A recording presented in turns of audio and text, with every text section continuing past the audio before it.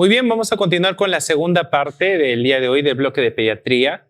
Nos quedamos justamente en la parte de asma. El asma es importante porque nos va a permitir diferenciar dos grandes bloques, ¿no? El primero de ellos es asma versus bronquiolitis, que suele ser con neumonías, suele ser quizás una de las cosas que más nos confunde. El asma se define como una enfermedad inflamatoria crónica reversible de las vías aéreas y se define como reversible porque el uso de broncodilatadores va a hacer que mejore el volumen expiratorio forzado en el primer segundo.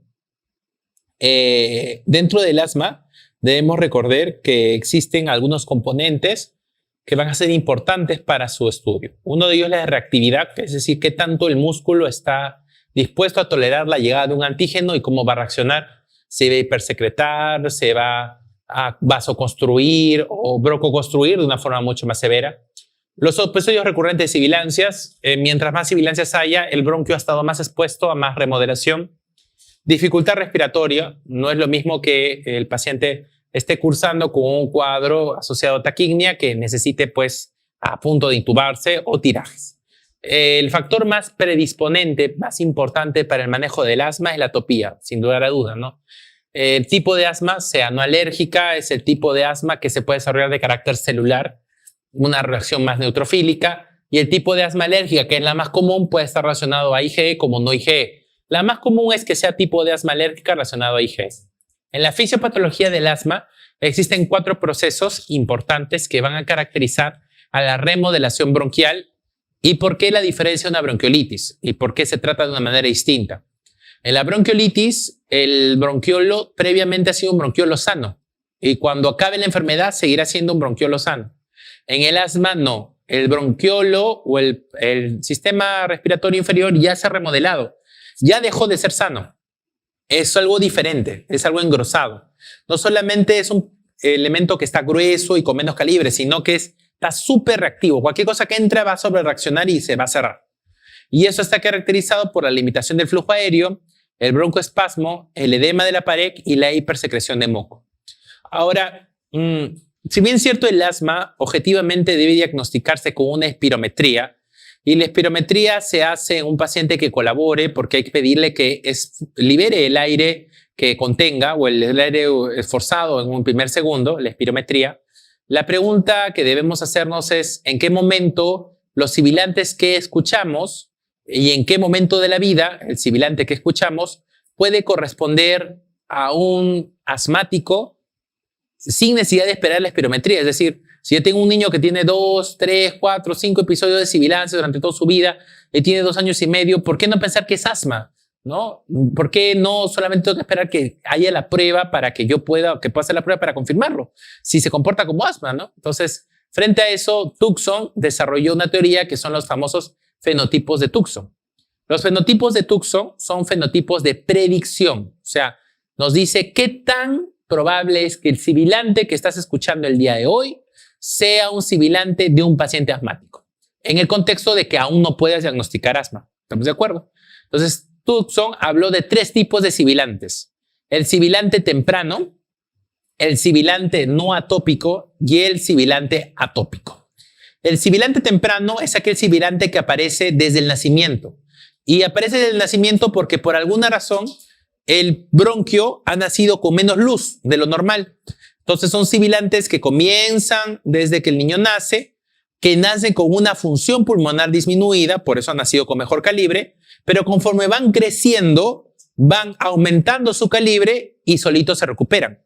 Esos son pacientes no atópicos, son pacientes que no van a necesitan broncodilatadores y son pacientes que a los 3 años ya no tienen nada. ¿Estamos de acuerdo? Ok.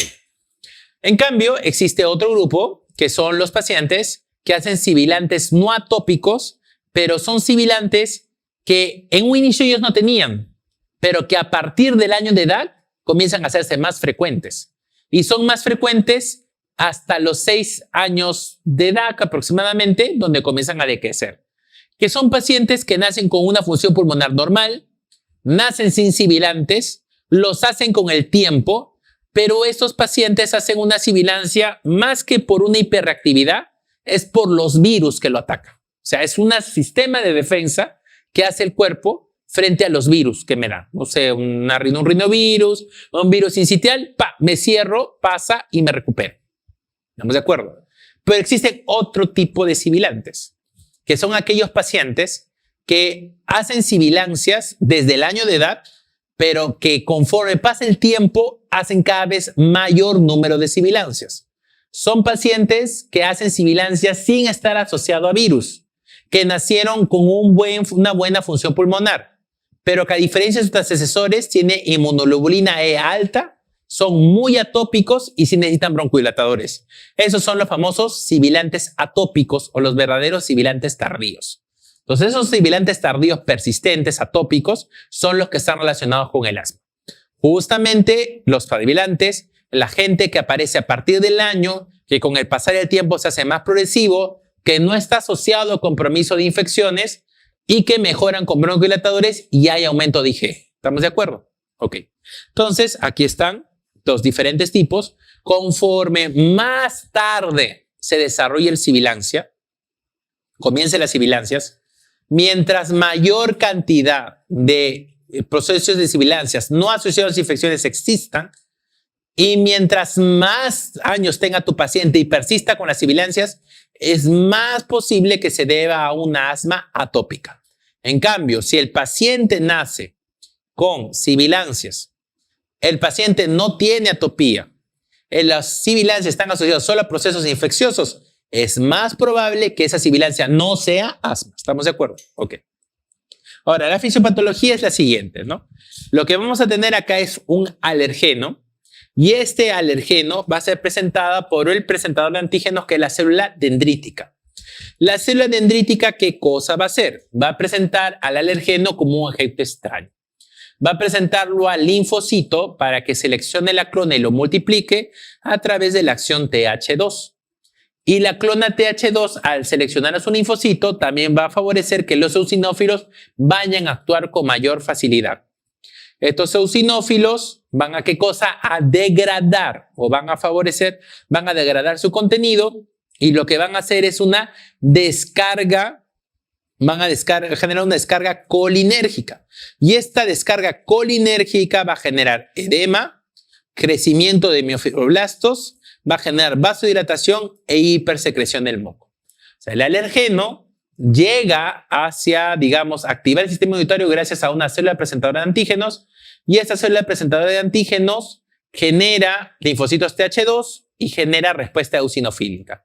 La respuesta eosinofílica genera un daño tisular y eso hace la respuesta colinérgica. Entonces acá tenemos el alergeno presentada por la célula dendrítica. La célula dendrítica presenta el linfocito TH2 para que seleccione la clona y este TH2 lo que va a hacer es hacer que los eosinófilos comiencen a actuar a través de un mediador llamado interleuquina 5.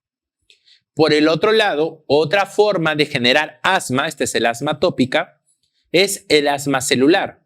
¿Y cómo es el asma celular? En este caso, viene el microbio, el agente pululante, ¿no? Los glicolípidos, y llegan aquí hacia la membrana, generan daño, ¿y quién va a venir a atacar? No va a venir a atacar lo que es, no va a ser presentar antígeno, sino quien va a presentar a esto es la interleuquina 13 y va a presentarlo a lo que son los elementos de acción de lipoxinas y a los macrófagos. Estos macrófagos y las lipoxinas lo que van a hacer es actuar a través, de manera indirecta, a través del eosinófilo, pero a través principalmente del mediador de interleuquina 13.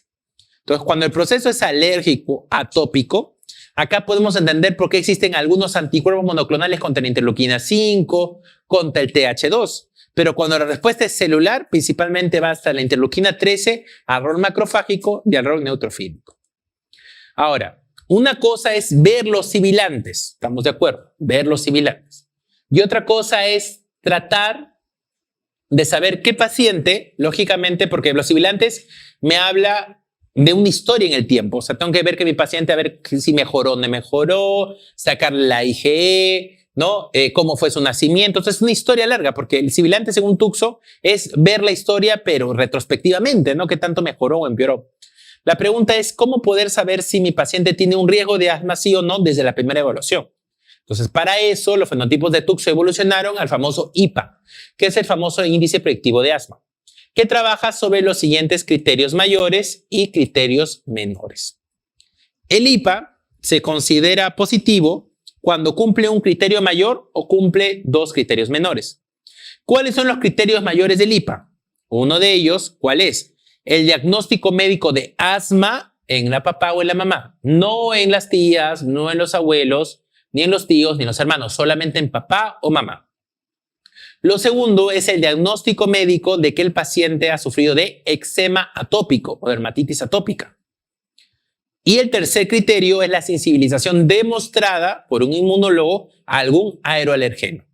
El único criterio, la sibilancia asociado a uno de estos tres criterios, te dice que el paciente tiene IPA positivo. No quiere decir que tenga asma, sino que tiene alta probabilidad. ¿Y cuánto es la sensibilidad para saber que el paciente efectivamente puede tener asma? 77%. ¿Estamos de acuerdo? Ok. ¿Cuáles son los criterios menores? La presencia de rinitis alérgica diagnosticado por un médico. Sibilancias que no estén asociados a virus. Eosinofilia en sangre periférica mayor a 4% y sensibilización a alimentos como leche, huevo, cacahuate. Si tú tienes de los criterios menores 2 o solamente un criterio mayor, tú dices que el paciente es IPA positivo. Antes de esto, el criterio que se había sacado, lógicamente que son criterios nuevos, es este de acá.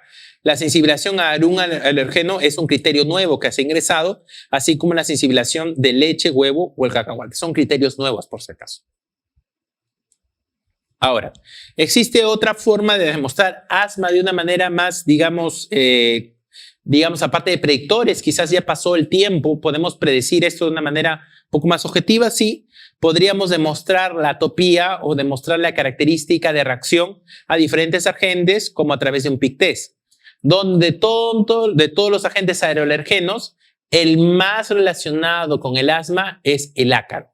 ¿Listo?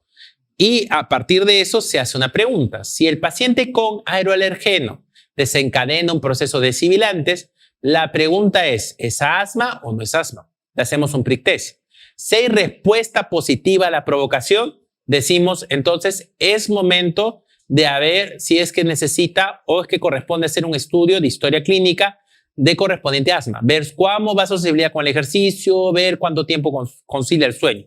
Entonces, el diagnóstico de asma basado en el estudio del PIC test comienza con la demostración de la positividad de un aeroalergeno y su reacción con la broncoconstricción. Otra forma de diagnosticar asma, lógicamente, que es la más efectiva, es la famosa espirometría. La espirometría me diagnostica asma de forma objetiva, pero es algo que se tiene que hacer de manera colaborativa con el paciente. ¿Qué cosa voy a ver ahí? El volumen expiratorio forzado en el primer segundo, que debe ser 80% a menos, o el índice de difenó, que es el volumen expiratorio forzado en el primer segundo sobre la capacidad vital funcional, que debe ser menor a 0.9. ¿Listo?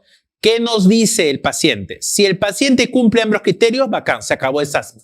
Pero si por ahí tienes que cumple uno y el otro no lo cumple, o los dos no lo cumplen, pero hay mucha clínica, entonces genera efecto y haz una prueba dinámica. ¿Y en qué consiste la prueba dinámica? La que deben recordar. Hago en el paciente y veo una variación después de aplicar un broncodilatador. Le pongo un broncodilatador, 200 microgramos de salbutamol, y evalúo. Si en 10 a 15 minutos el índice del volumen expiratorio forzado en el primer segundo varía en un 12% con respecto al basal, eso compatible con asma.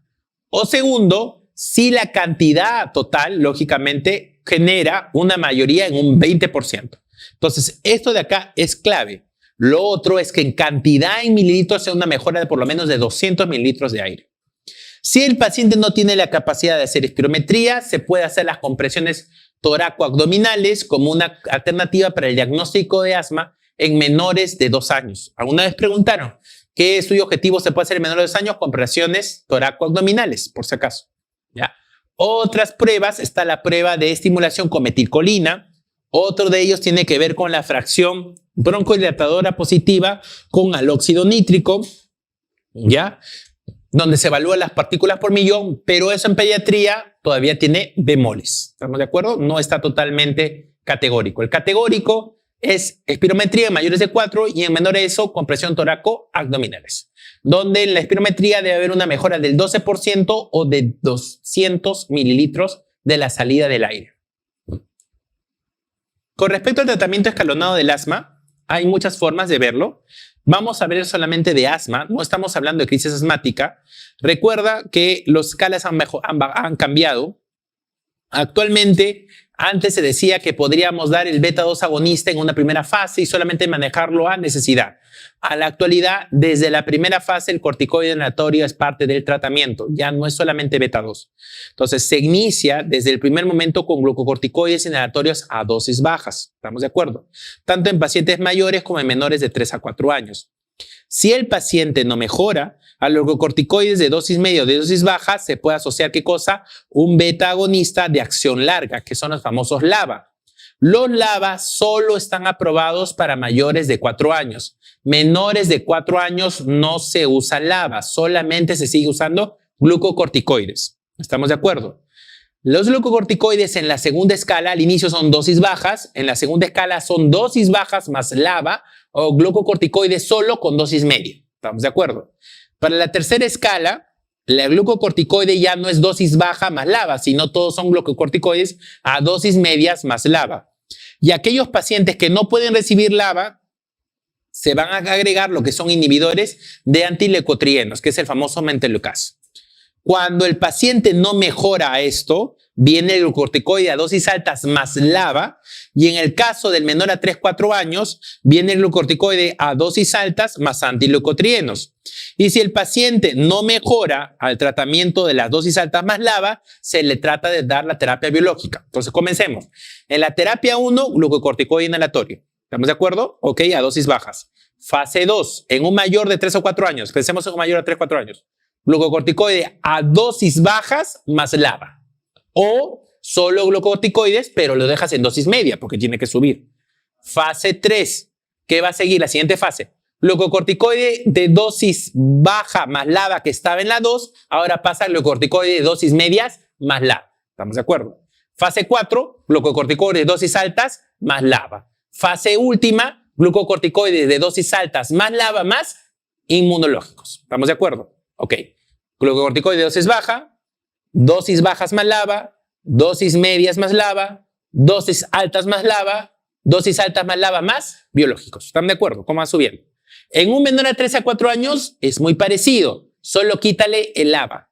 Glucocorticoide a dosis bajas, luego sigue glucocorticoide a dosis medias, luego sigue glucocorticoide a dosis medias más antileucotrienos, y luego quedas en glucocorticoide de dosis altas más antileucotrienos y potencial uso de medicamentos macrólidos, inmunomoduladores, que no son los inmunológicos clásicos, si son los macrólidos como la citromicina.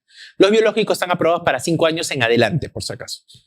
Entonces, comenzamos y dices, primero no das, si es que no es asma, glucocorticoide, dosis baja, glucocorticoide, dosis baja, pero le agregas LABA, glucocorticoide, dosis media más LABA, glucocorticoide, dosis alta más LABA, y por último, glucocorticoide, dosis alta más LABA, más medicamento biológico. Perfecto.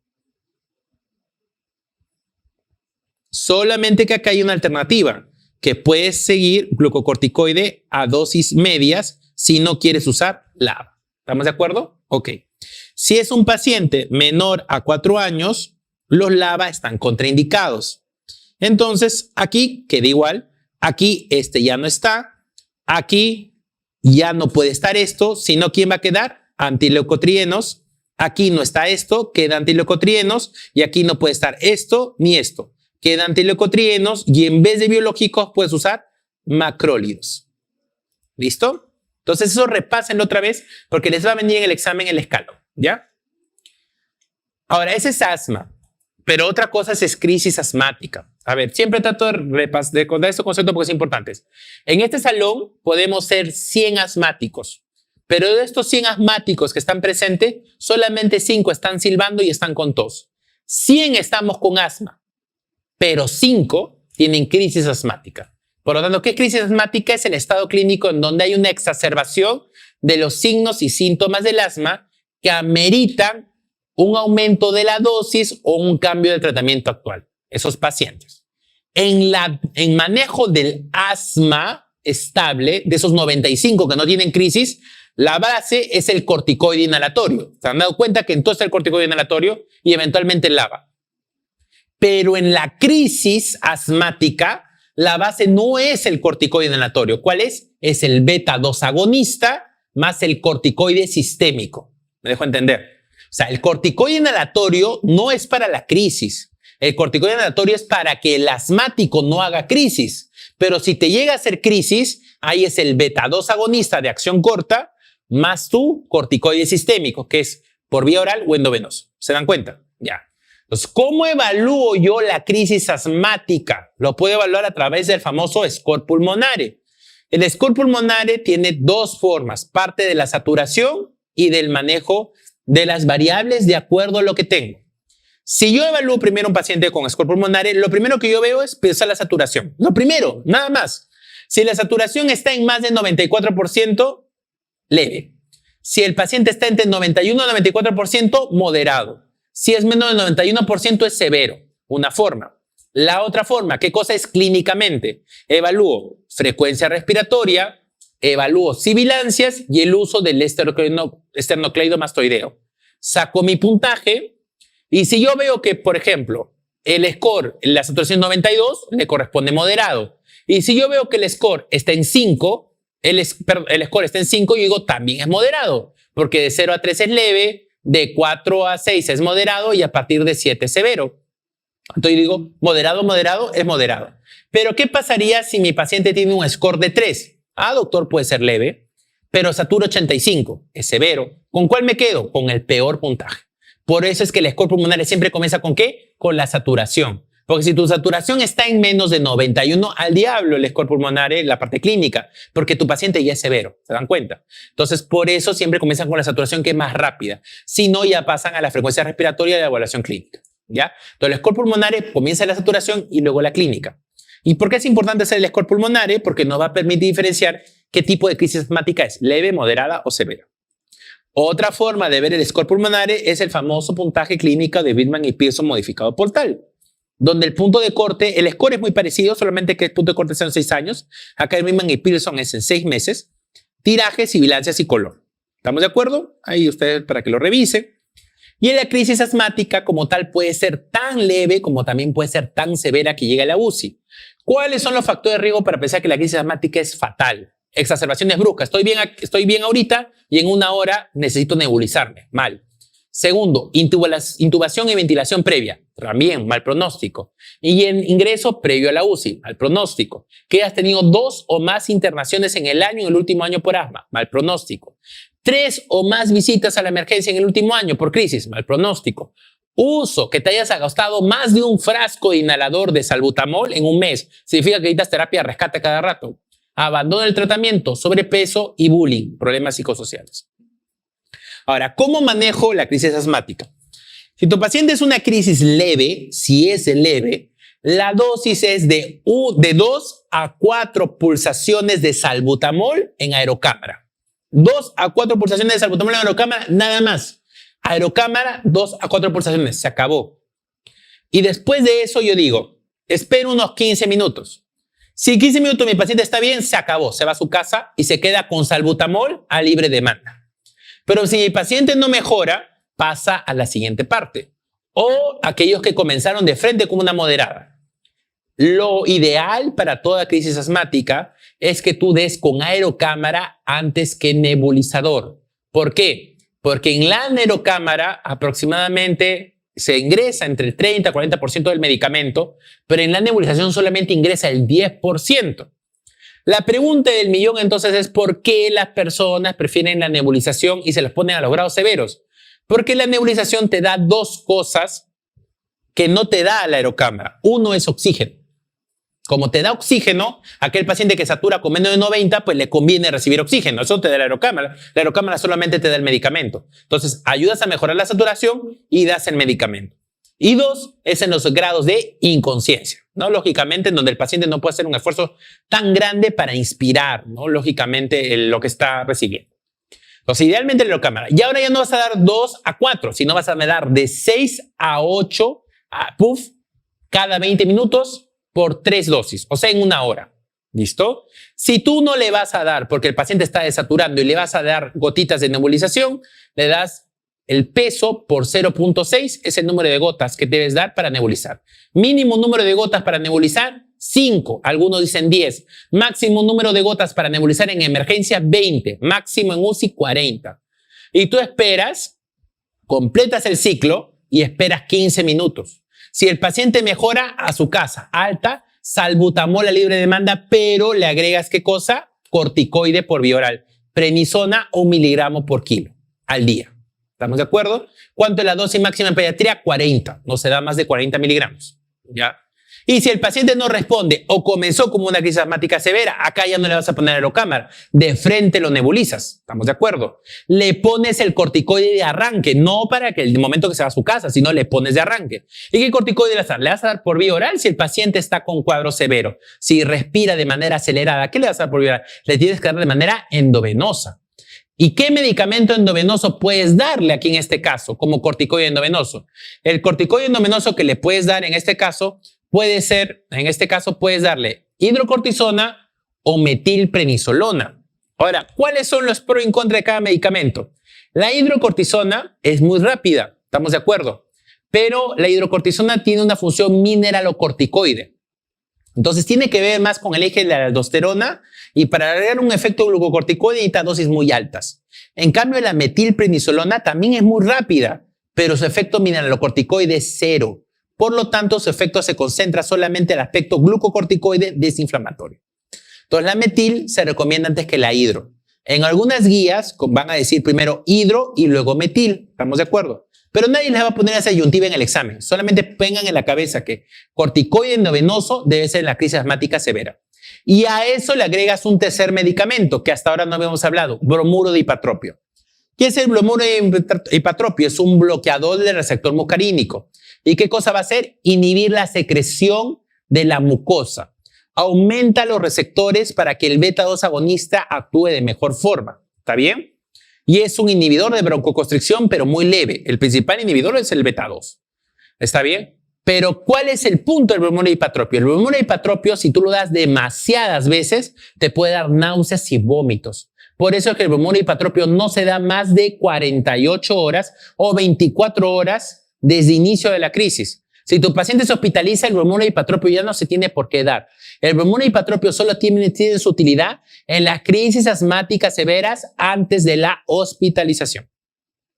Una vez que el paciente va y mejora, perfecto, se va a hospitalización y se acabó. Pero si el paciente se complica y pasa 1 hora, tienes que dar el manejo refractario. ¿Qué corresponde? Sulfato de magnesio. Tienes que sulfatear el paciente. Sulfato de magnesio está indicado para las crisis asmáticas severas que no mejoran. ¿Estamos de acuerdo? Ok. Muy bien, entonces vamos a ver un poco el mecanismo de acción. El beta-2 agonista, que es el salbutamol, estimula la adenilciclasa, apertura el canal de calcio y con eso se relaja el músculo. El bromuro de hipatropio bloquea el receptor muscarínico, inhibe la secreción y el corticoide tiene 2 efectos. Ustedes se han preguntado por qué el corticoide inhalatorio sí funciona en el asma y el corticoide sistémico en la crisis. ¿Por qué? Si son corticoides al final. Miren, cuando el bronquio se remodela, la célula bronquial decide ser diferente a lo que estaba destinada a ser. Para tú cambiarle la idea a esa célula de que tiene que ser lo que era antes, tienes que hacer un cambio dentro de su gen. Ese cambio dentro del gen lo hace el corticoide inhalatorio. Por eso es que el medicamento se debe dar por lo menos 6 meses, dice, para lograr una remodelación, una reprogramación de la célula muscular del epitelio bronquial. ¿Estamos de acuerdo? Pero cuando tú quieres desinflamar a un paciente porque se te está muriendo de crisis asmática, tú no puedes esperar 6 meses, pues. Necesitas un efecto desinflamatorio. ¿Y quién te da ese efecto desinflamatorio? El efecto no genómico, que lo hace el corticoide sistémico. El corticoide sistémico te da un efecto no genómico porque solamente desinflama, pero el corticoide inhalatorio te da un efecto de reprogramación. Ahora, ¿qué manejo se da en las crisis refractarias? Aquellas que pasan 1 hora y no mejoraron. Hospitalizas definitivamente. Beta-2, sigues nebulizando, corticoide endovenoso, bromuro de hipatropio, sulfateas e hidratas endovenosamente, pensando que el paciente va a estar así un día. Y si el paciente, a pesar de eso, no mejora, ya estamos frente al manejo de estatus asmático fatal. Ahí tienes que dar adrenalina, puedes dar terbutalina, incrementas el uso de salbutamol inhalatorio y puedes dar salbutamol endovenoso. Puedes ahí sí meterle corticoide inhalatorio, sulfato de magnesio, helios, ketamina, o sea, le pones de todo, porque el paciente se te puede morir. ¿Estamos de acuerdo? Si te preguntan qué anestésico va de elección para pacientes con asma, ketamina. Ketamina es de elección para los asmáticos, pero está contraindicado a aquellos pacientes que tienen hipertensión endocraniana, por si acaso. Muy bien. Enfermedades respiratorias o complicaciones. La complicación más común del asma, telectasia. Telectasia. La causa por que el asmático no sale es porque se telectasió. Y para salir de la telectasia es complicado, no es fácil. Y el otro es neumotórax, ¿no? Que es un poco más raro, pero puede haber. Ahora, la clasificación del control del asma se puede hacer de diferentes formas, de acuerdo a si estamos un paciente bien controlado, parcialmente controlado o mal controlado. Y esto tiene que ver con los síntomas diarios, la limitación a actividades, los síntomas nocturnos y la función pulmonar. La idea de este cuadro que ustedes vean es que los pacientes con asma pueden tener un índice, un BEF, volumen expiratorio forzado por primer segundo, mayor o igual al 80%. Y no por ende dejan de ser asmáticos. ¿Estamos de acuerdo? En esos casos en donde hay alta sospecha, se tiene que hacer la prueba dinámica poniendo el broncodilatador, 200 microgramos, y después de ese broncodilatador de 200 microgramos, evaluamos a los 15 minutos cuánto ha cambiado el BEF. Si el BEF ha mejorado un 12% con respecto al valor basal, perfecto. O aumentó en 200 cc, perfecto. Respuesta positiva. Eso también es criterio para asma.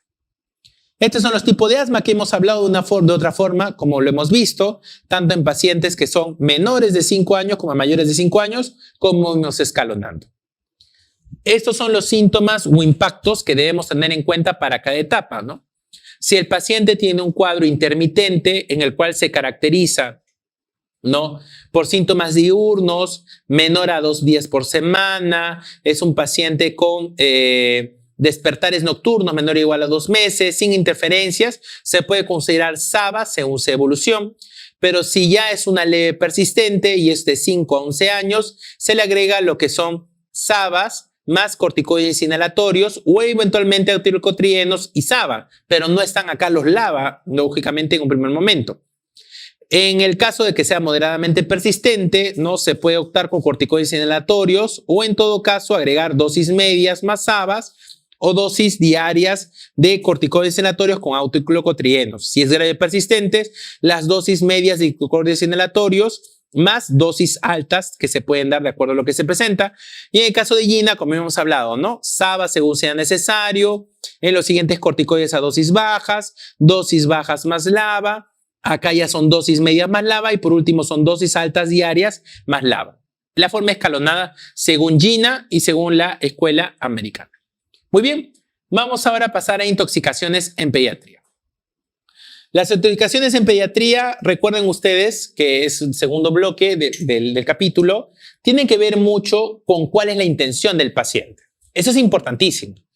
Porque la idea de muerte en un niño aparece entre los 5 años para adelante. O sea, si un niño entre 1 y 5 años comete una intoxicación, no lo hace con la intención de morir. Eso es muy diferente con respecto a los adolescentes, que sí pueden presentar una intención de morir y por eso cometieron este tipo de intoxicación. ¿Estamos de acuerdo? ¿Ya? Antes de los 5 años no hay idea de muerte. Por lo tanto, el paciente que sea menor a 5 años es buen pronóstico y son no intencionales. En cambio, los pacientes adolescentes son intencionales y eso es de mal pronóstico. Cualquier paciente que llega a emergencia, lo primero que tienen que hacer es triángulo de evaluación pediátrica. El triángulo de evaluación pediátrica evalúa 3 cosas: apariencia, respiración y color. Tú tienes 30 segundos para ver al paciente. Si tiene 2 de estos 3 elementos afectados, el paciente pasa a shock trauma. Si tiene solamente 1, el paciente pasa a consultorio de emergencia. Si el paciente no tiene ninguno, puede ser catalogado como una urgencia, no un compromiso vital. ¿Estamos de acuerdo? 30 segundos. Lo primero es el triángulo de evaluación pediátrica. Luego de eso, sin hablar todavía con el papá o el paciente, lo que hace es esa evaluación primaria. Y ahí viene el ABCDE. Porque muchos te ponen el examen. ¿Qué es lo primero que tienes que hacer en emergencia? ABCDE, ABCDE. No, lo primero que tienes que hacer es triángulo de evaluación pediátrica. Luego pasas a ABCDE, que es la evaluación primaria. ¿Qué ves en el A? Problema diagnosticado, problema resuelto. No es que yo paso del A hasta el E y luego voy resolviendo, no. Problema en el A, resuelvo el A. Una vez que resolví el A, paso al B. Problema en el B, resuelvo el B. Y así. ¿Qué ve el A? La vía aérea permeable. Si el paciente no tiene una vía aérea permeable porque la lengua la ha obstruido, ¿qué cosa hago? Intubo.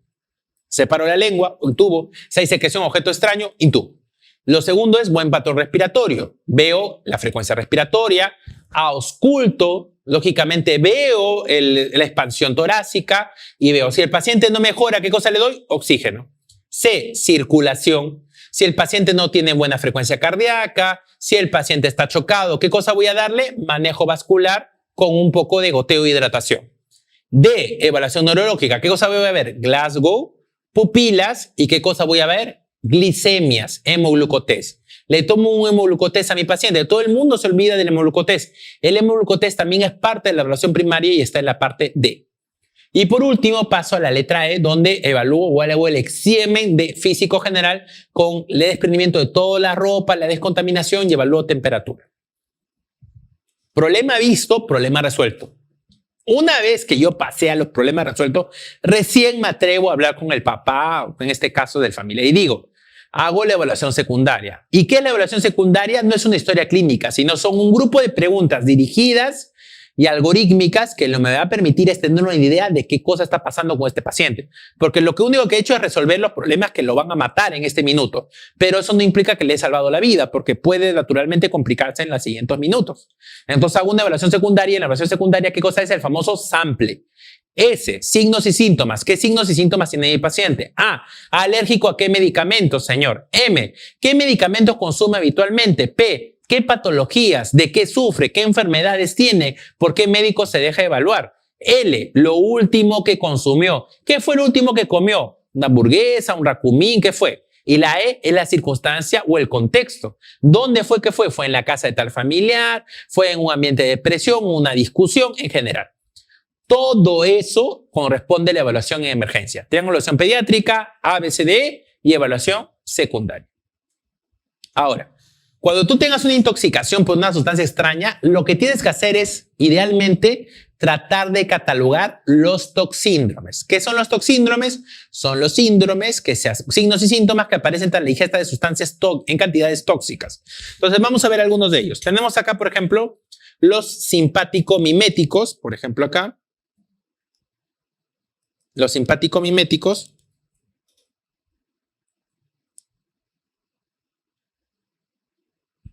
Los simpático-miméticos, por ejemplo, con la cocaína, la anfetamina, por ejemplo, el estado mental de ellos son generalmente pacientes muy hiperalertas, agitados. Las pupilas recontradilatadas, ¿no? Súper prendidas. Son pacientes con signos vitales sobre lo normal y su criterio pues de aforesis, temblor, hiperreferencia y convulsión. Yo creo que eso quizás no mucho lo tengamos que dudar porque es quizás lo que socialmente se puede ver con más facilidad. Anticolinérgicos. Para pensar en anticolinérgicos, ustedes piensan en la atropina. ¿Qué hace la atropina? Los anticolinérgicos, como por ejemplo los histamínicos, los depresivos de triciclo, espasmódico, la atropina, lo que van a hacer, ¿qué cosa es? Midriasis. Hacen midriasis. Recuerda que miosis con O es de órgano fosforado. En cambio, midriasis es de la atropina.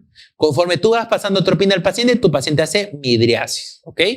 Y como o los ojos están hiperalertas, hace midriasis, ¿cómo crees que va a estar? Hipervigilante, agitado, alucinaciones y coma eventualmente puede tener si el efecto es muy marcado.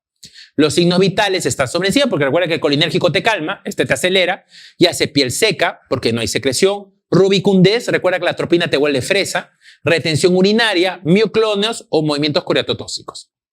Alucinógenos, como las anfetaminas, por ejemplo. ¿Qué hacen los alucinógenos? Distorsionan la percepción. En la clínica, en el examen te van a poner paciente que alucina o paciente que dice que ve cosas donde no las hay. Piensa en alucinógeno. Los ojos son generalmente midriáticos. Los signos vitales están aumentados, pero lo que llama la atención mucho en el alucinógeno es el nistagmus. El alucinógeno como tal es nistagmus. ¿Ya? Opioides. Heroína, morfina, metadona, oxicodona, difenoxilato. Piensen en los pacientes con mucho dolor, ¿Qué hacen? Deprime el sistema nervioso central, pueden generar coma. Si ya no estás hiperalerta porque estás deprimido, ¿cómo estarán los ojitos? Mióticos, recontrapuntiformes. En ellos, la clínica que llama la atención es la depresión respiratoria, hiporreflexia y edema pulmonar. Ellos son los que más depresión respiratoria hacen. Si a ti te ponen depresión respiratoria con hiporreflexia, opioides. Sedativos hipnóticos, ¿cuáles son? Las benzodiazepinas. También deprimen el sistema nervioso central, pero muy difícil llegan al coma. Es muy difícil, el opioide llega más al coma. En segundo lugar, no todos los sedativos te hacen miosis, ¿ya? Y la diferencia entre los pacientes con opioides y sedativos es que los sedativos pueden hacer hiporreflexia, igual que los opioides, pero son bien raros las depresiones respiratorias. Si el paciente no tiene depresión respiratoria, piensa más en un sedante que en un opioide. Colinérgico, todo lo contrario. Pues, ¿quién es el colinérgico? El órgano fosforado. ¿Y cómo se llama? No, confusión, coma, ¿no? ¿Y cómo va a estar? Órgano fosforado miótico, la frecuencia cardíaca sea baja y la presión arterial variable, porque en casos severos puede estar disparada. ¿Y qué cosa va a haber ahí? Salivación, porque hay un momento de secreción, incontinencia urinaria, fecal, diaforesis, fasciculación, epífora y broncoconstricción.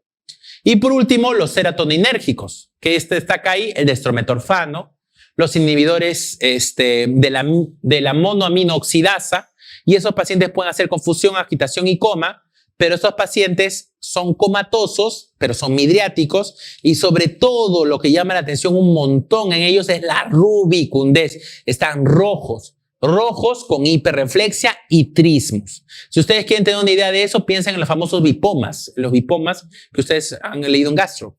Rubicundez, trismus, rigidez, diarrea, diaforesis. Ahora, la pregunta del millón es, ¿todos los pacientes que consumen una sustancia extraña debemos de alguna forma u otra preocuparnos? ¿Debemos agotar todos los esfuerzos para sacarlo del cuerpo, sea como sea? O sea, descontaminación, porque ustedes ven sustancia extraña, lavado. Pero la pregunta es si todo lo ameritan. Entonces vamos a ver que existen criterios para poder elegir qué cosas sí y qué cosas no. ¿Cuáles son los criterios? Primero es que si lo que tú has consumido y te ha intoxicado es por vía digestiva. Si tú vas a hacer una descontaminación digestiva por lavado, tienes que ver que lo que haya sido la intoxicación es por vía digestiva. Si tú has agarrado algo, una sustancia con la mano, pues ¿de qué sirve el lavado digestivo? No tiene nada. Lo segundo es que lo ideal es en la primera hora. Y primera hora si quieres recuperar el elemento estomacal. Máximo 2 horas si quieres recuperarlo del elemento intestinal. Tercero, que no hay riesgo de aspiración. Tú no puedes hacer lavado de hidrocarburos porque el paciente te hace neumonitis. Los pacientes intuban. Y lo cuarto es que no haya contraindicación. ¿Listo? ¿Cuál es el objetivo de la descontaminación digestiva? Disminuir la absorción y, en segundo lugar, funcionar como un dialítico intestinal. O sea, purificar el elemento que se está causando daño. ¿Todos los elementos se pueden hacer lavados? No. Para eso existe un famoso acrónimo que se llama FILES. FILES. A estos elementos de acá no se les hace lavado. ¿Cuáles son? La P de pesticidas o derivados de petróleo. Ya te he dicho que no. H de hidrocarburos, metales pasados o a todos aquellos que hayan pasado 1 hora de su ingestión. A de ácidos, A de álcalis o de alcoholes. Por lo tanto, los cáusticos no se hace lavado. No se hace lavado. ¿Estamos de acuerdo? I de hierro, L de litio y S de disolventes o detergentes lipídicos o solventes. No se usa lavado. Entonces, en ellos, el lavado no. Doctor, ¿qué cosa voy a hacer? Haces soporte, medidas de soporte hasta que la intoxicación pase. ¿Listo? No se hacen todos, solamente en estos están contraindicados. Doctor, pero si no es el elemento de uno de estos, ¿puedo hacer lavado? Sí. Uno de ellos es el lavado gástrico. El lavado gástrico se hace con suero fisiológico. El suero debe ser de temperatura de 38 grados, no puede ser frío ni muy caliente. Y lo máximo que se hace es a 1 hora de la ingesta con 10 a 15 cc por kilo. Se introduce, se saca, se limpia, se saca, se limpia. Si tú quieres hacer un lavado intestinal, puedes usar el polietilenglicol, que lo que hace es dar una dosis de 250 a 500 cc en 1 hora, por 4 a 6 horas en un lactante. Si es un mayor de 6 años, se da 1 litro por hora. Y si es un adolescente, hasta 2 litros por hora por 6 horas, que es un famoso purgante. El Licolax es como el polietilenglicol, es como un enema, algo así. Entonces lo toma y hace un lavado intestinal. Siempre y cuando la sustancia no haya pasado 2 horas y que tenga una cubierta entérica, porque si no tiene una cubierta entérica no tiene tampoco sentido porque ya se absorbió. Otros elementos que pueden ayudar como lavado son los neutralizantes, como el carbón activado. El carbón activado también es parte de la contaminación digestiva, también está prohibido en el FAIRS.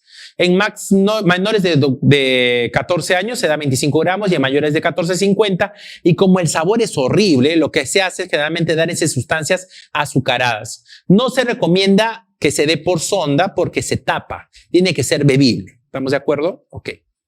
Ahora vamos a hablar de los cáusticos de por sí solo, que es una de las cosas que más nos llama la atención.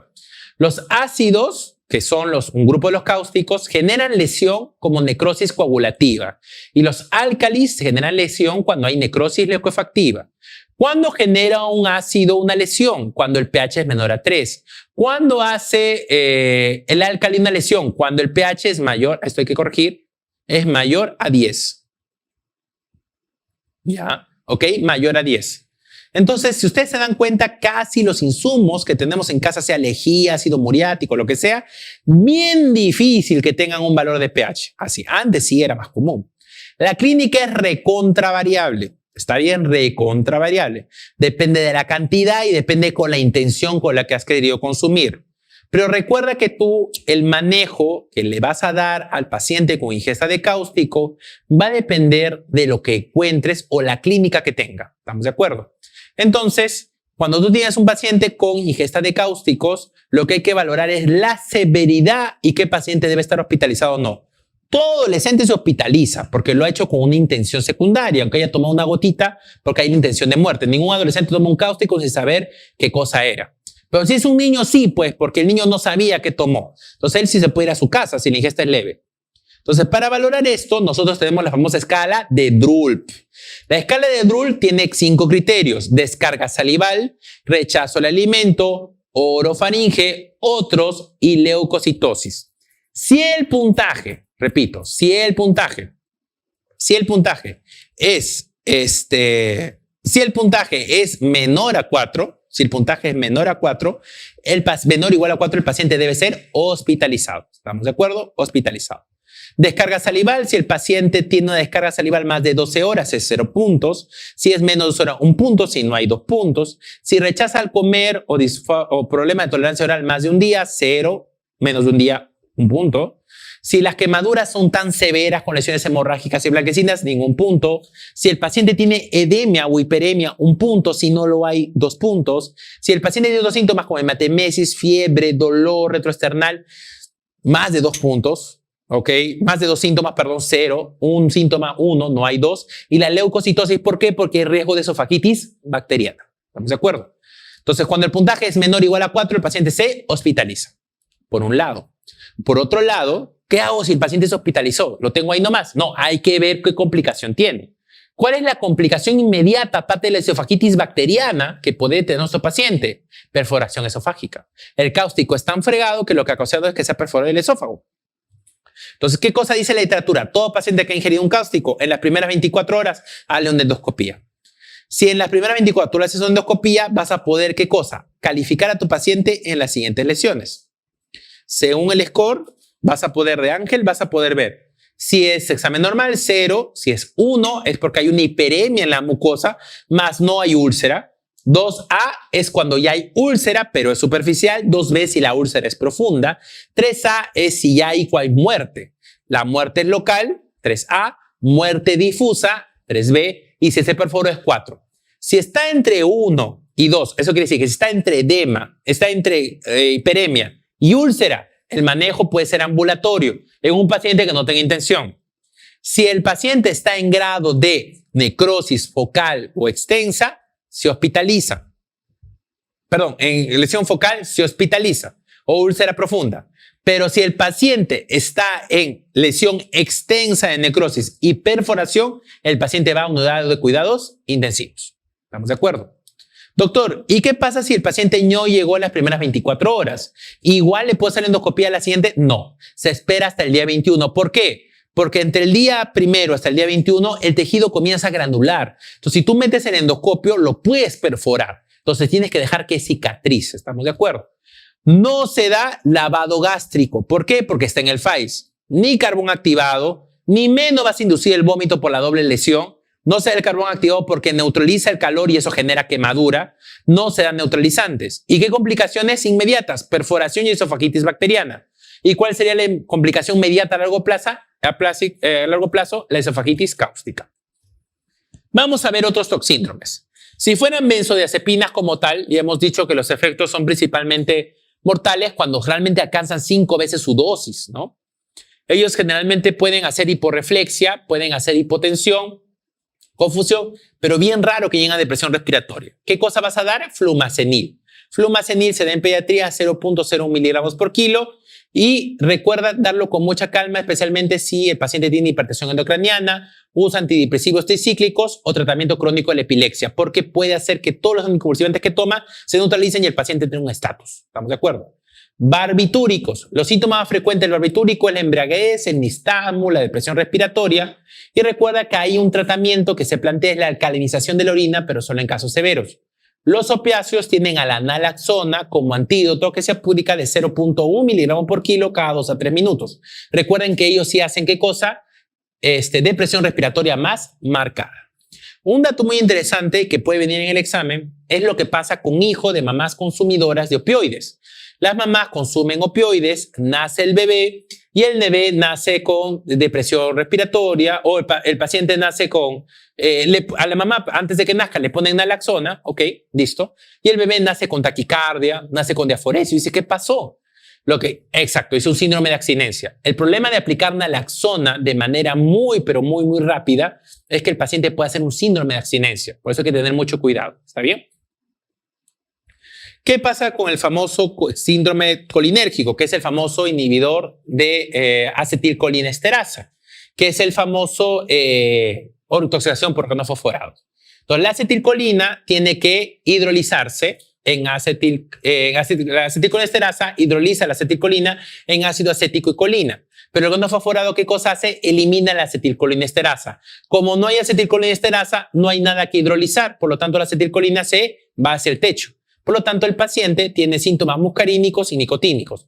¿Cuáles son los efectos muscarínicos? El broncoespasmo, los cólicos, la incontinencia, las náuseas, la miosis. Los efectos nicotínicos, la debilidad muscular, la debilidad respiratoria, la reflexia, la ataxia. Y el efecto del sistema nervioso central, la hipertensión arterial en casos muy severos, ¿ya? O en todo caso también por la aspiración de Cheyne-Stokes o las fasciculaciones.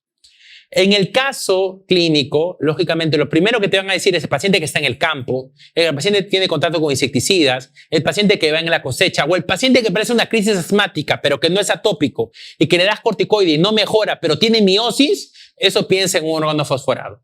Y ahí el tratamiento de elección, ¿cuál es? La atropina 0.05 miligramos por kilo y se va dando de manera ascendente hasta 1.5 miligramos por kilo. Y el paciente termina de atropinizar cuando hace midriasis y está rojo. Si ya está rojo y ya está midriático, le das el tratamiento. ¿Cuál sería el tratamiento en esos casos? Le das pilocarpina o fisiostigmina. Ahora, existe el caso de los organofosforados que pueden hacer complicaciones muy severas con hipertensión arterial. Si el paciente no ha llegado a la hipertensión arterial, con atropina es suficiente. Pero si hay hipertensión arterial, la atropina ya no basta. Tienes que darle pralidoxima. Pralidoxima solamente está indicado en la intoxicación de organofosforados de forma severa. El diagnóstico, el gol estándar para diagnosticar intoxicación por organofosforado, cualquier síntoma, bueno, en el caso con síndrome colinérgico, es el dosaje de acetilcolinesterasa plasmático, que en este caso, ¿cómo va a estar? Va a estar totalmente deprimido, pues, ¿no? Bajo. Si fuera un hidrocarburo, recuerda que el hidrocarburo tiene un gran riesgo de neumonía química y los hidrocarburos pueden ser de cadenas largas como cloroformo o dihidrotolueno, que lo que hace son observación nada más. Las anilinas, que pueden generar metahemoglobinemia, ahí el tratamiento es azul de metileno, o tetracloruros, que es lo más común, pues el petróleo, ¿no? La descontaminación gastrointestinal, pero en ese caso, si vas a descontaminar gastrointestinalmente, porque no está en las indicaciones, debes hacerlo previamente con intubación, solo en ese caso. Recuerda que los ingestas de hidrocarburos tienen un alto riesgo de neumonía de aspiración o neumonía química. Por más que haya consumido una gota y el paciente esté bien, todo paciente debe estar en observación en emergencia por lo menos 6 horas. Y luego de eso, hacer la revaloración. Si está bien, se va a su casa. Si no, se hospitaliza. La otra es la famosa intoxicación por paracetamol. ya sabemos que el paracetamol es el famoso acetaminofén. El acetaminofén se metaboliza en el hígado y cuando se metaboliza en el hígado, inflama el hígado. ¿Cuál es la forma de desinflamar el hígado? Usando un antioxidante que se llama glutatión. Ese glutatión se consume por cada paracetamol que consumas. El problema es que si llegas a una dosis muy alta, el glutatión se agota, entonces tu hígado comienza a fallar. ¿Cuándo decimos que el paciente ha superado la dosis máxima de paracetamol? Cuando la dosis máxima es mayor a 75 miligramos kilo por día o más de 4 gramos diario. Pero cuando decimos que el paciente sí ya llegó a una dosis tóxica en el cual ya estamos seguros que si no hacemos nada va a la falla hepática, cuando la dosis es más de 150 miligramos por kilo al día. ¿Qué nos dice la literatura? Si el paciente está entre una dosis de riesgo y dosis tóxica, o sea, es más de 75 miligramos por kilo, pero menos de 150 miligramos por kilo, lo que hay que hacer es un dosaje de acetaminofén en la sangre al inicio y a las 4 horas. Y ese dosaje lo vamos a poner en una especie de gráfico que se llama el famoso normograma. Y este normograma, ¿qué nos va a decir? A tantas horas, ¿cuánto le corresponde a acetaminofén? Si el paciente llega, por ejemplo, a las 4 horas, pero tiene un nivel de acetaminofén en la sangre que supera los 4.000 microgramos por mililitro, el paciente está en la fase de toxicidad hepática probable. ¿Me dejo entender? Entonces el paciente tiene que recibir acetilcisteína. Pero si a las 4 horas solamente hubiera tenido 800 micromoles por microgramos por mililitro, el paciente está fuera de esa gráfica. ¿Me dejo entender? Entonces ajustamos la hora de acuerdo a la concentración que se debe tener. Pero si el paciente consumió una dosis más de 150 miligramos por kilo, ahí no hagas ningún normograma, de frente tienes que dar el antídoto. ¿Y cuál es el antídoto de elección? La acetilcisteína. Si el paciente tolera de forma vía oral, se le puede dar por vía oral y si no, de manera endovenosa. Cuando ocurre una intoxicación por paracetamol hay fases, no todo es rápido. En las primeras 24 horas, lo que puede llegar a tener el paciente es síntomas como malestar general, palidez, náuseas, vómitos.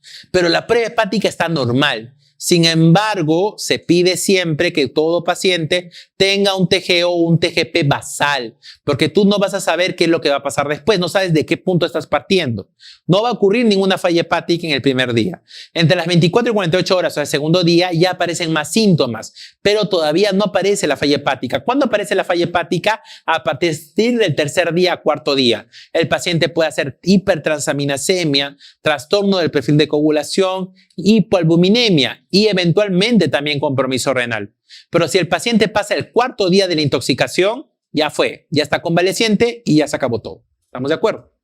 Pero siempre es recomendable en todo paciente con intoxicación de paracetamol pedirle siempre un perfil hepático basal para saber cómo parte. Entonces, ¿qué cosa debemos hacer? Aquí está. Si la dosis es conocida y el tiempo conocido y no lo sabemos, dosamos paracetamol en sangre y evaluamos en el normograma, en la analítica si recibe N-acetilcisteína o no. ¿Listo? Durante 36 horas. Si todas las medicinas son subterapéuticas, queda ahí. Pero si el paciente, lógicamente, comienza a hacer síntomas y signos y los dosajes son un poco altos, entonces se da el tratamiento. Si la dosis es conocida y la dosis es menos de 150, como dice la literatura, no necesariamente necesita tratamiento. Se tiene que evaluar con el normograma. Pero si es más de 150, hacemos la ingesta, hacemos los controles a las 4 al día y más de 24 horas y vamos decidiendo en qué momento vamos a colocar el tratamiento. Si es mercurio, el mercurio tiene una gran afinidad con el sistema nervioso central. Ellos hacen bastante neurotoxicidad. Entonces hacen ya convulsiones, alteración visual y del gusto, pueden atravesar la placenta y tienen alto riesgo de neumonitis. ¿Cómo se trata la intoxicación por mercurio? Se usa como primera línea el ácido D-marcaptosucínico y como segunda línea el dimecaprol. ¿Cómo se diagnostica intoxicación de mercurio? En la orina cuando pasa más de 20 microgramos, en la sangre de más de 10 microgramos. La otra intoxicación de miedo es el plomo. El plomo, a diferencia del mercurio, no genera convulsiones, alteración visual del gusto, pero sí tiene un daño más cognitivo. Aquí el dosaje o el tratamiento es igual que el del mercurio, es en todos los metales el ácido D-marcaptosucínico, primera línea, y el dimecaprol como segunda línea, pero los puntos de corte cambian. Y eso sí sería importante que lo vean porque puede venir en el examen. Cuando el paciente tiene un nivel de sangre menor a 10 microgramos por decilitro de plomo, decimos que no hay intoxicación. Si está entre 11 y 44, debemos considerar que el paciente está en una zona intermedia. Por lo tanto, debe pasar o debe ocurrir un tiempo en el cual el paciente se aleja o cambia de ambiente y pedirle un nuevo control a los 6 meses y definir realmente si el paciente está así o no. Si vuelve a estar en los niveles intermedios y el nivel no subió, queda ahí, pero si vuelve a subir sin llegar al nivel máximo, se puede considerar un tratamiento. Y niveles tóxicos cuando el valor es más de 45, ¿no? Para fines del examen le van a poner menos de 10 o más de 45. Yo creo que no. En el tratamiento de intoxicación por hierro, la cosa es un poco también muy parecida al tema de paracetamol. Hay fases. En los 30 minutos a 2 horas, lo que hace un paciente que ha consumido mucho hierro, tiene náuseas, vómitos y tiene dolor en la zona de contacto con el hierro. O sea, se inflama. En este caso, el intestino, ¿no? Entonces hace náuseas, vómitos, diarrea. Después de eso, de las 4 o 6 horas hasta las 12 horas o 24 horas, las cosas mejoran. Mejoran, porque todo ese hierro que se ha consumido se comienza a depositar. ¿Estamos de acuerdo? ¿Qué pasa a partir del día hasta las 48 horas? Ese hierro que se ha depositado comienza a dañar la célula porque la célula está depositando más de lo que corresponde. Entonces, ¿qué comienza a ocurrir? Hemorragia gastrointestinal, hepatotoxicidad, acidosis, hiperglicemia, choco, coma. Cuando ya pasa esos 2 días y ya estamos entre las 2 a 4 semanas, todas esas zonas donde hubo ese sangrado, todas esas zonas donde hubo destrucción celular, se tienen que comenzar a cicatrizar. Entonces el paciente puede hacer estenosis pilórica o cirrosis hepática, de acuerdo a la ingesta del hierro. Y si, lógicamente, el paciente, ha quedado con esta secuela y queda con la cirrosis hepática, la estenosis pilórica, puede hacer de manera más crónica todavía dolores abdominales recurrentes por la ingesta de cualquier tipo de alimento. ¿Estamos de acuerdo? Pero las lesiones más severas de la intoxicación por hierro comienzan entre las 12 a 48 horas, a diferencia del paracetamol que comienza del tercer y cuarto día. La intoxicación por salicilatos también es una cosa que debemos tener en cuenta. Las concentraciones de salicilato acá la tienen de acuerdo a si es miligramos o microgramos, y si la concentración está entre 2 a 10 miligramos por decilitro es dosis analgésicos. De 10 a 30 son niveles antiinflamatorios que pueden tener algunos síntomas de toxicidad como cefalea o tinnitus, pero si es más de 30 considerar niveles tóxicos. Entonces recuerden ustedes que el ácido acetilsalicílico se va a dividir en acetilsalicilato más hidrogenión. Y ese ácido acetilsalicílico más grupo acetílico lo que va a generar es que este salicilato se acumule o se comience a eliminar por la orina. Si hay mucha intoxicación, el riñón puede verse dañado, ¿no? Entonces, ¿qué son los sistemas de clasificación? Asintomáticas, no hay manifestaciones objetivas, mínimo, hiperventilación, moderada, hiperventilación severa, y si es severo, es hiperventilación severa más trastorno neurológico. El tratamiento con cualquier salicilato es forzar la diuresis, lavado gástrico y carbón activado. Recuerden que es una de las causas de anión GAC alto, ¿no? Y dosis mayores en 500 miligramos por kilo son absolutamente letales. Por último, acá tenemos una lista de todas las diferentes intoxicaciones con sus diferentes antídotos que serían buenos que los revisen porque pueden venir al examen. La mayoría de preguntas del examen han venido en relación a argonafosforados, principalmente argonafosforados por ahí. Bien raro que hayan preguntado algo más, pero acá tienen una discusión un poco más amplia, un poco más profunda de cada tema para que lo puedan revisar. Muy bien, vamos a las preguntas de la discusión. Tenemos un niño de 2 años que es traído a emergencia luego de haber ingerido lejía. Primero, ¿la lejía qué cosa? ¿Es un cáustico o no es un cáustico? Sí es un cáustico. La pregunta es, ¿los cáusticos se debe dar descontaminación digestiva? No. Se acabó, está en el FILES, ¿verdad? Colocado en botella gaseosa hace 30 minutos. Doctor, 30 minutos, ¿podemos dar lavado gástrico? No. ¿Por qué? Porque está en el FILES. No podemos dar lavado gástrico. Temperatura normal, frecuencia cardíaca normal, frecuencia respiratoria normal. Tiene algunas lesiones del labio y mucosa oral, pero no tiene un DRUL menor a 40, porque todo lo demás está menor a 4. Todo está normal. ¿Cuál es la actitud inmediata a seguir? No lo hospitalizamos, que es un niño, no hay intención de muerte, tiene pequeñas lesiones. ¿Qué vamos a provocar? El vómito, doble lesión. Lavado de piel y ojos con agua, podría ser una opción. Lavado gástrico está prohibido, carbón activado tampoco porque hay neutralización. ¿Cuál sería mejor? Lavado de piel y agua, y a lo máximo tolerancia con vía oral. Vamos. Niño de 6 años con sibilancias recurrentes desde los 4. Ok, recuerden ustedes los criterios del fenotipo de Tuxo. Es atópico, ha sido nebulizado varias veces con salbutamol, trictex positivo, o sea, atópico. IgE con sibilantes súper claros. ¿Qué fenotipo es? Acá tienes el fenotipo de Tuxo, recuerda muy bien, los sibilantes transitorios tempranos, los sibilantes no atópicos y los persistentes atópicos. Los tempranos, el paciente nace con sibilantes, pero es porque su pulmoncito nace con función pulmonar disminuida, crece y se recupera, porque es prematuro, no hay atopía. En el no atópico, ¿qué cosa es? Es por la infección, no es atópico, es por la infección y aparece un poquito antes del año, pero desaparece a los 6. Y el atópico persistente es aquel que no se asocia a virus, es el atópico y aquel que se va empeorando cada vez con el pasar de los años. ¿Cuál será esto? Persistente atópico. ¿Listo? Persistente atópico. Vamos, niño de 6 años con antecedente de asma y rinitis alérgica. Asma y rinitis alérgica, 6 años. Uso de inhaladores y antihistamínicos. Ingresa a emergencia por cuadro obstructivo bronquial y severo, manejado con hidrocortisona parenteral y nebulización con salbutamol y bromuro y ipatropio. Laboratorio, leucocitosis, glucosa de 200, glucosa en orina de 2 cruces. ¿Cuál es el fármaco que produce estos resultados? Pasamos del final para el inicio. A ver.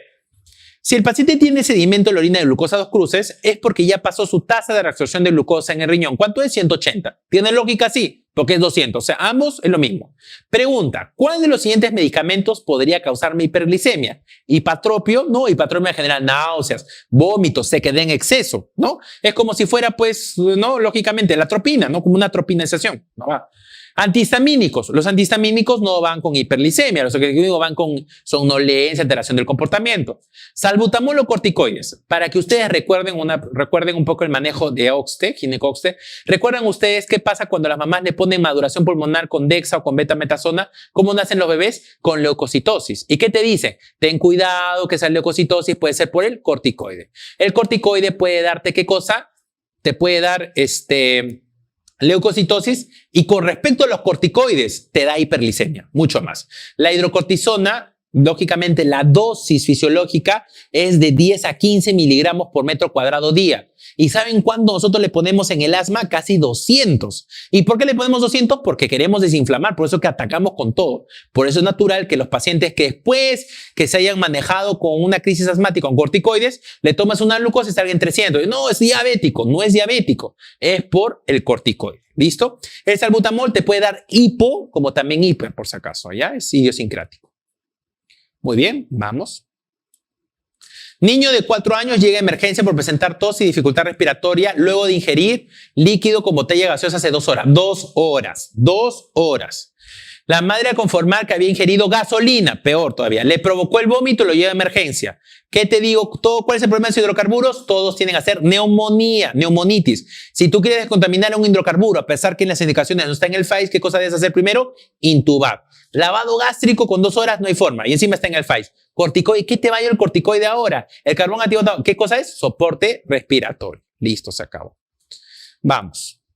Varón de 5 meses, traído de emergencia por dificultad respiratoria marcada. Inició hace 3 días, bonito. Tiempo de enfermedad 3 días, o sea, 3 días. 3 días, rinorrea, tos, fiebre y rechaza lactancia, sin antecedentes patológicos. Ahora, después del 3er día, está con temperatura de 37.5, frecuencia respiratoria un poco aumentada, tiraje, ¿no? Tiraje supraesternal, desbalance tóraco-abdominal, sibilancias, inspiratoria y expiratoria, se acabó. Y en ambos campos todavía, vamos. Laringotraqueitis con sibilantes, ¿cómo va a ser? Si la laringotraqueitis es un problema laringotraqueal, no tiene nada que ver con las sibilancias, no hay forma.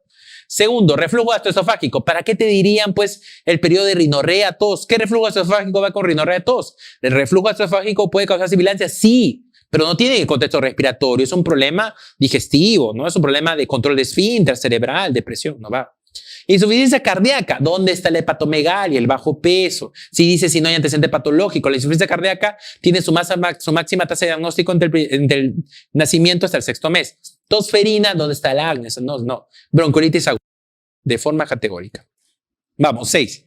Lactante de 6 a 10 meses, presenta rinorrea, tos leve y fiebre de 2 días de evolución. ¿Listo? 2 días, tos, fiebre y rinorrea. Ahora, el día de hoy, después de 2 días, tiene tos perruna, se acabó, ronquera, o sea, disfonía, estridor inspiratorio y aleteo. Listo, se acabó. Al examen, 38, frecuencia respiratoria 50, frecuencia cardíaca 120, aleteo, retracción supraesternal, estridor continua, tórax, pulmones y algunos sibilantes en hemitórax. ¿Qué diagnóstico sospechamos?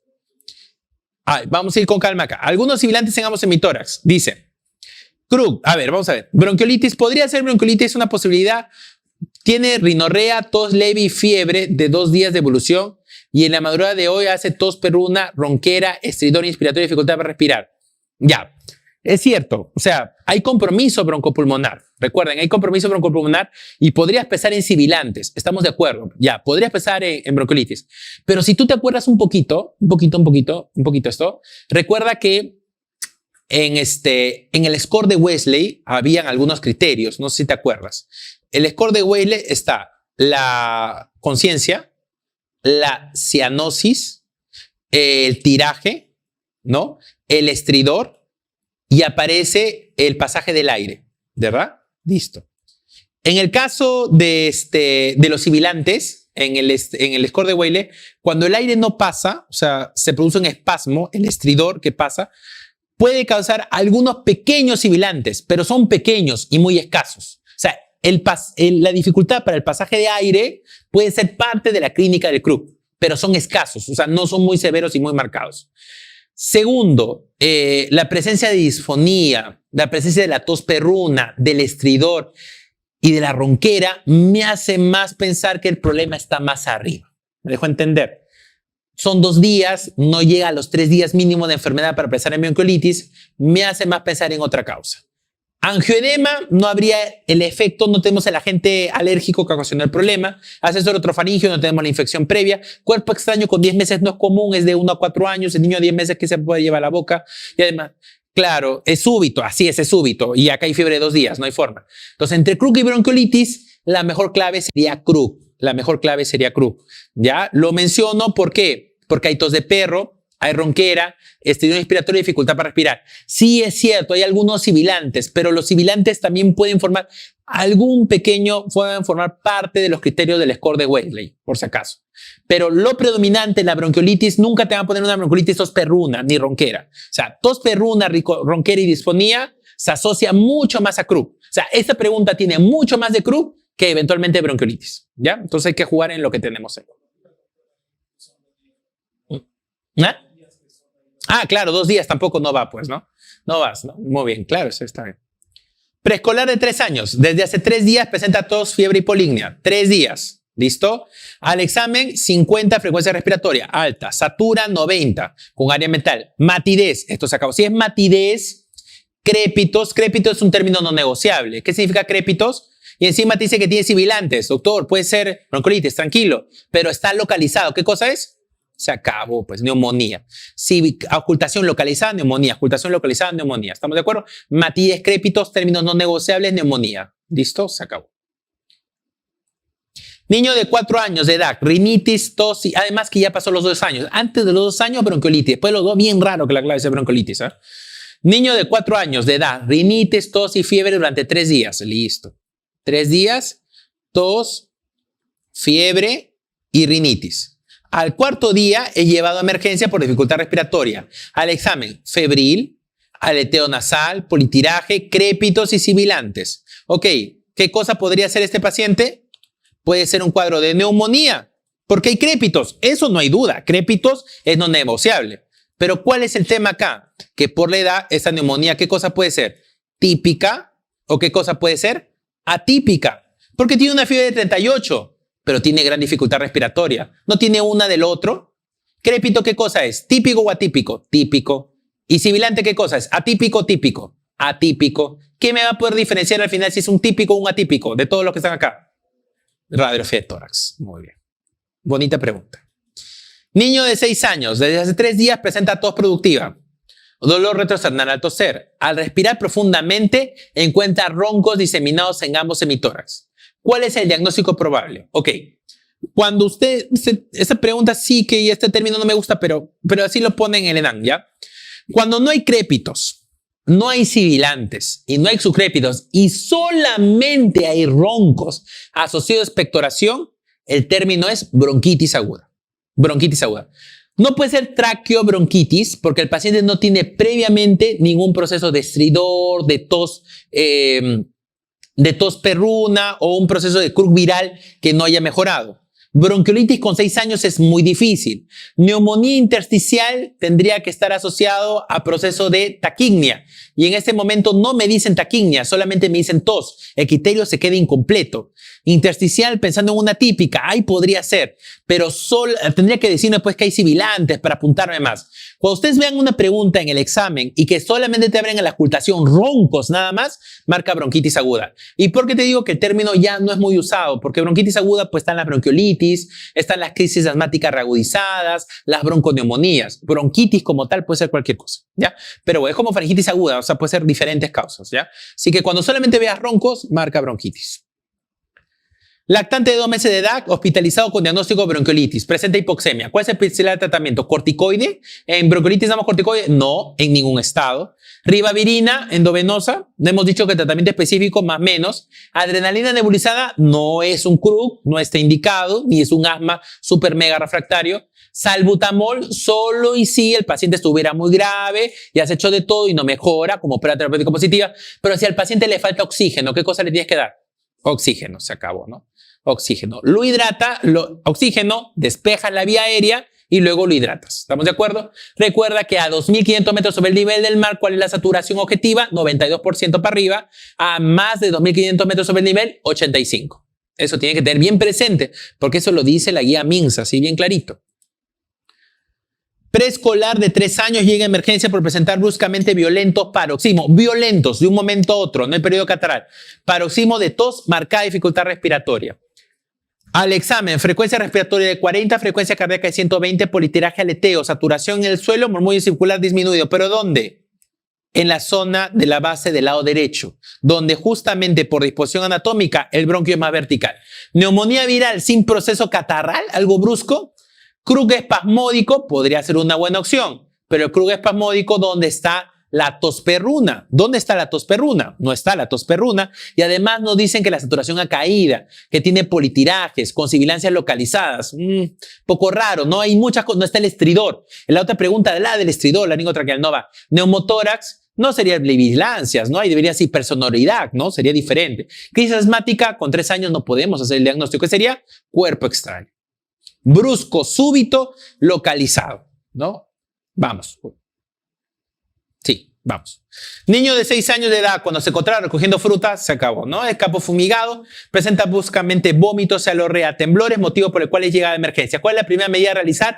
¿Qué es lo primero que haces en la emergencia? Triángulo de evaluación pediátrica. No está la clave. ¿Qué sigue? A, B, C, D, E.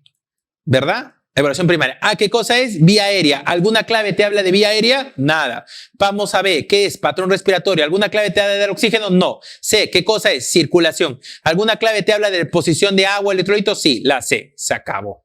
Listo. Reposición electrolítica. Esta es la D, esta es la E y prescripción antieméticos va después. O sea, por clave, la C. Reposición electrolítica. Vamos. Preescolar de 3 años de edad, procedente del campo, traído a emergencia por presentar compromiso de conciencia, cialorrea y vómitos. Bradicárdico, o sea, recontracolinérgico. Frecuencia respiratoria 15. Pálido, cialorrea, confuso, por momentos irritables, con fasciculaciones conjuntivas epidémicas y osis de órgano fosforado. ¿Cuál es el tratamiento? Atropina. Muy bien, muy bien. Y si el paciente hubiera estado con hipertensión, ¿qué cosa le vas a dar? Pralidoxina. Con epilepsia, en casos severos. Atropina. Muy bien. Niño de 4 años es traído a emergencia por ingerir hace 4 horas. 4 horas, 5 militos de paracetamol en gotas. Para que ustedes tengan una idea, el frasco viene de 100 miligramos por mililitro. Si son 5 mililitros, ¿qué cosa será? 500 miligramos, pues, ¿no? ¿Cuánto es 500 miligramos en un niño de 4 años? Si pesa 16 kilos, será una dosis de 40 miligramos por kilo, más o menos, que han tomado. Una dosis 15, ¿no? Está aumentada, ¿no? La dosis, claramente. Entonces, al ser evaluado y no encontrarse signos de intoxicación, es dado de alta. ¿Cuál crees que debió ser la conducta? Vamos de abajo para arriba. Colocarse una nasogástrica y hacer lavado. Doctor, tiene 4 horas. ¿Qué lavado vas a hacer? Sí se podría hacer porque no está en el FAIS, pero son 4 horas. No hay forma. Máximo 1 hora, ¿no? Solicitar pruebas de función renal no es lo principal y sobrehidratar tampoco. No es la función renal que es nuestra preocupación. Observar por 72 horas podría ser una buena alternativa porque ya sabemos que las complicaciones aparecen el 3er a 4.º día. El hierro aparece de las 12 horas hasta los 2 días. Pero ¿qué mejor opción sería? Solicitar enzimas hepáticas para tener un BASA, para saber qué cosa va a pasar más adelante. ¿Estamos de acuerdo? ¿Por qué le pides un basal? Y es importante. Porque la esteatosis hepática o el hígado graso es muy común. Tú puedes tener un paciente que tiene un TGP de 50 porque es gordito y no le tomas el basal y luego te salen 100. Duplicó, no llega a cumplir el criterio. ¿Te das cuenta? Pero si tú no tienes el basal, tú dices, hoy quizás estaba en 10 y ahora subió en 100. Ha aumentado en 1000%. Es diferente. Tienes que tener un basal para saber cuánto sube. Las transaminasas siempre en medicina se miden con el basal. ¿Listo? Porque es muy variable de acuerdo al paciente. Por último, PULT 15 regalada. ¿Cuál es el antídoto de intoxicación para paracetamol? Y va a seguir viendo todos los años N-acetilcisteína, ¿verdad? Azul de metileno para methemoglobina, flumacenilo para benzodiazepinas, naloxona para opioides. Muy bien. Muy bien, colegas. Con eso hemos terminado. Les deseo lo mejor. Cualquier duda o consulta lo hacen a través del correo. Con mucho gusto. Hasta una nueva oportunidad. Muchas gracias.